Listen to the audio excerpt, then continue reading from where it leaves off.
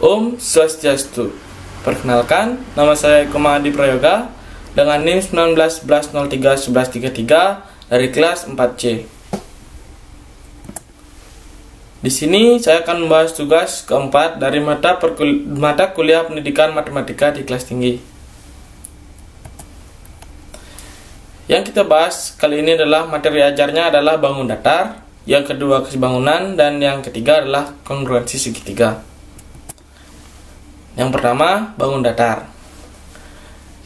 Dapat dijelaskan, bangun datar merupakan sebutan untuk bangun dua dimensi. Bangun datar merupakan sebuah bidang datar yang dibatasi oleh garis lurus ataupun garis lengkung.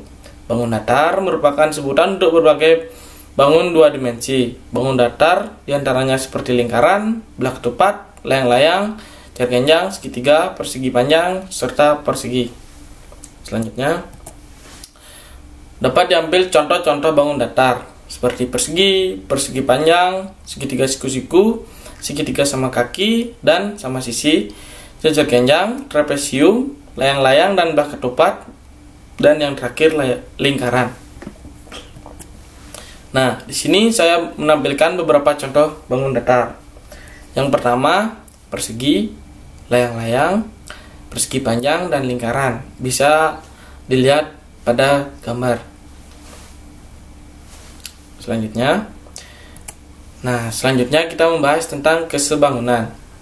Kesebangunan merupakan hubungan dua buah bangun datar atau lebih yang sudut-sudutnya bersesuaiannya sama besar dan panjang sisi-sisi sudut yang bersesuaian memiliki perbandingan yang sama.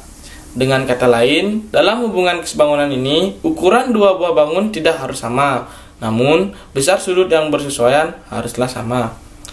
Selanjutnya, kita membahas tentang syarat kesebangunan dan kekongruenan. Setelah kamu mengerti tentang perbedaan kesebangunan dan kekongruenan, terus apa saja syarat sebuah benda bisa disebut kesebangunan atau kekongruenan? Nah, kalau berdasarkan penjelasan sebelumnya, sebuah benda dapat disebut sebangun belum tentu memiliki bentuk atau ukuran yang sama. Sedangkan benda kekongruenan pastilah memiliki bentuk dan ukuran yang sama. Sehingga sebuah benda kongruen pasti sebangun karena kesesuaian antara sudut dan sisi yang dibandingkan memiliki nilai yang sama. Kemudian berbeda dengan kesebangunan, dua bentuk geometri disebut sebangun belum tentu kongruen karena bentuk sebangun hanya fokus pada perbandingan yang sama. Semisal panjang garis AB dan AD kalau dibandingkan dengan panjang AC dan BC. Dari pemahaman ini, syarat sebuah benda disebut kongruen. Kesebangunan memiliki tiga syarat utama. Yang pertama adalah memiliki panjang sisi yang sama besar antara dua buah bangun yang dibandingkan. Yang kedua, memiliki sudut yang diapit dua sisi sama besar antara kedua bangun datar. Yang ketiga, sisi yang diapit oleh dua sudut memiliki nilai yang sama besar. Nah, selanjutnya kamu bisa melihat contoh di beberapa bangun di bawah ini yang disebut kongruen kesebangunan. Biasanya, penerapan dari materi ini digunakan untuk mengukur tinggi gedung atau tiang-tiang yang dibutuhkan berdasarkan jarak pandang manusia. Kalau kamu tertarik, kamu bisa belajar lebih jauh tentang materi ini, agar kamu menjadi semakin paham dan semakin ahli dalam materi ini.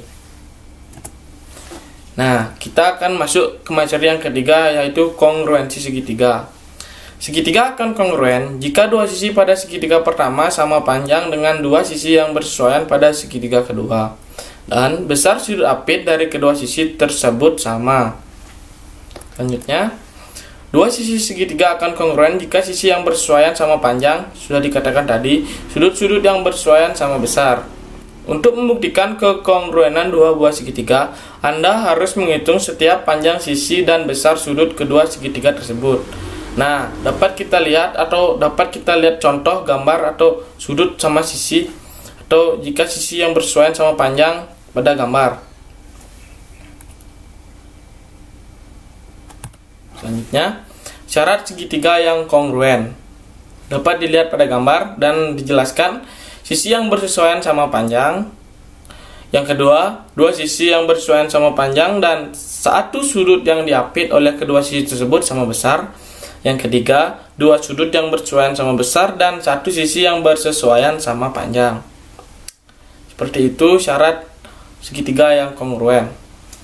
Nah, sampai di sini materi yang saya sampaikan. Jika ada salah kata maupun perbuatan mohon dimaafkan. Saya akhiri dengan Parama Santi. Om Santi Santi Santi Om. Salam harmoni.